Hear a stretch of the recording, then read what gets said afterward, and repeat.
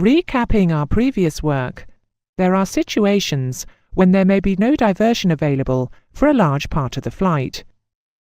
Oceanic transits, such as this one over the Atlantic, are one example. The point of equal time is defined as that point along track from which it will take the same time to fly to one of two airfields. If an emergency were to occur after the PET, it would be quicker to go on. And if before the PET, it is quicker to return. The point of equal time therefore occurs when time on equals time home. It is affected by wind component along track, so will vary from flight to flight, even along the same route. It can be found from the formula that x equals d times h over O plus h. This is the starting point for all point of equal time questions. Up until now, we have assumed that the wind component remains constant all the way along the route. For instance, in this example, we had a total distance of 500 nautical miles and a true airspeed of 300 knots. The wind component was 60 knots head. This was valid for the whole of the route. This made O, the onward ground speed, 240 knots. And H, the homebound ground speed, was 360 knots. We substituted into the equation x equals d times h over O plus h, and calculated x to be 300 nautical miles. This gave us a distance of 300 nautical miles from the departure airfield to the point of equal time. However, this idea of a constant wind component all the way along the route does not always reflect reality. Over a long track, such as the North Atlantic, the wind may well change, particularly if the route crosses a weather front. We're going to show this in the following scenario. We have a route distance of 2,050 nautical miles, from last point of diversion A to next available diversion B. The aircraft's true airspeed is 475 knots. When we start off, the wind component is 45 knots tail. We're going to assume that the wind changes approximately halfway along the route, close to where the point of equal time occurs. Clearly, this is something of an assumption, because the wind itself affects the position of the point of equal time. However, wind forecasting is not always a precise science, and this supposition is going to be near enough for practical purposes. From the point of equal time onwards, the wind component is assumed to be 10 knots head. This means that O, the onwards ground speed, is 465 knots, and H, the homewards ground speed, is 430 knots. Now we substitute into our usual equation x equals d times h over O plus h. D is 2,050, O is 465 knots, and h is 430 knots. If you get your calculator out and do the maths, you will find that the distance to the point of equal time is 985 nautical miles. Just so that you get used to the terminology, we'll use the term critical point for the point of equal time from now on. It's almost as common, and you should be familiar with it. We now need to work out the time to the critical point. This is an important piece of information, as we shall shortly show. The first thing to notice is that the ground speed to the critical point is not O if the wind changes. O assumes a headwind component of 10 knots. But out to the critical point, the wind component is 45 knots tail.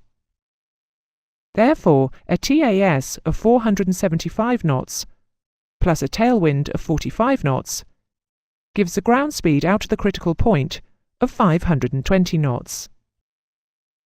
So our time to the critical point is 985 nautical miles at a ground speed of 520 knots, which comes to 113.5 minutes. Let's check the algebra out now.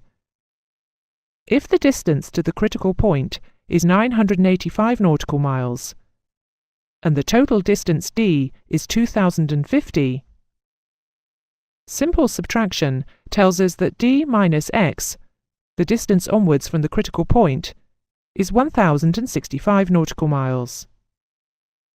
If you get your calculator or nav computer out, you find that the time onwards, that is 1065 nautical miles at 465 knots, comes to 137.5 minutes. And the time home is 985 nautical miles at a ground speed of 430 knots, which also comes out to 137.5 minutes. There are some emergencies that require a landing as soon as possible, but do not involve a change of true airspeed.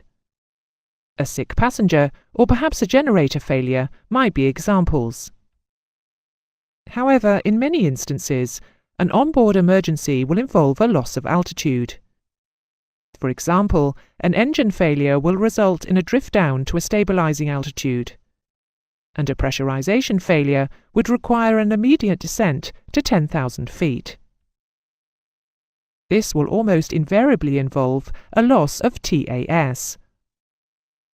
We are now going to assume that flight at a lower altitude following an emergency has reduced our TAS to 380 knots. This will affect our ground speeds. O, the onwards ground speed, is now 370 knots. And H, the homewards ground speed, is now 335 knots. As always, X equals D times H over O plus H. D is 2050. O is 370 knots.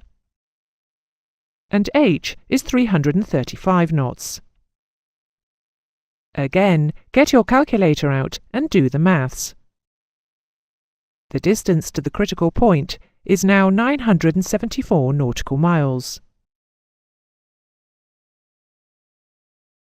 Now let's see what the new time to the critical point is. There is an important point for you to understand here. Even though we are dealing with a one-engine-out critical point, we still use the all-engine TAS to find the time to it. If an emergency necessitating a reduced TAS were to occur before the critical point, it would be unthinkable to continue onwards to it. You would go back. You don't need to know the one-engine-out time to the critical point. You would never use it. Emergencies do not occur on the vast majority of flights. They proceed without incident. However, when we are flying on a normal, all-engines routine flight, we still want to know whether we have reached the one-engine-out critical point yet, in order to allow us to make a decision where to go if we should lose an engine. We therefore calculate the time to the one-engine-out critical point at the all-engines speed. As before, a TAS of 475 knots plus a tailwind of 45 knots gives a ground speed out to the critical point of 520 knots. This time, our time to the critical point is 974 nautical miles at a ground speed of 520 knots, which comes to 112.5 minutes.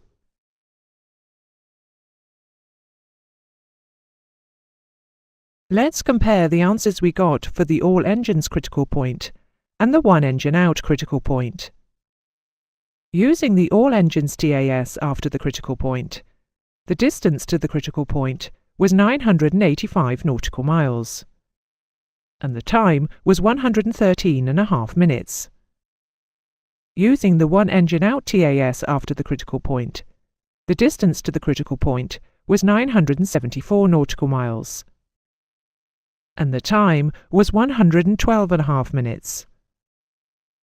At first sight, this seems like a pretty remarkable result. The TAS from the critical point has reduced from 475 knots to 380. That's very nearly 100 knots. And yet the position of the critical point has moved by only 11 miles over a route distance of 2,000 miles. Why is this? Think about it for a while and try to come up with your own answer before you click to continue. The reason that we get such a small shift in the position of the critical point, even though the TAS has changed by nearly 100 knots, is that the position of the critical point depends on the ratio of O to H. If the wind component is not very strong in comparison to the true airspeeds involved, that ratio does not change much. The ground speeds change significantly, but their ratio to each other does not. In this example, O included 10 knots headwind, and H included 45 knots headwind. That is a difference of only 35 knots headwind. Whether the TAS is 475 knots or 380 does not make a lot of difference to the ratio of the ground speeds.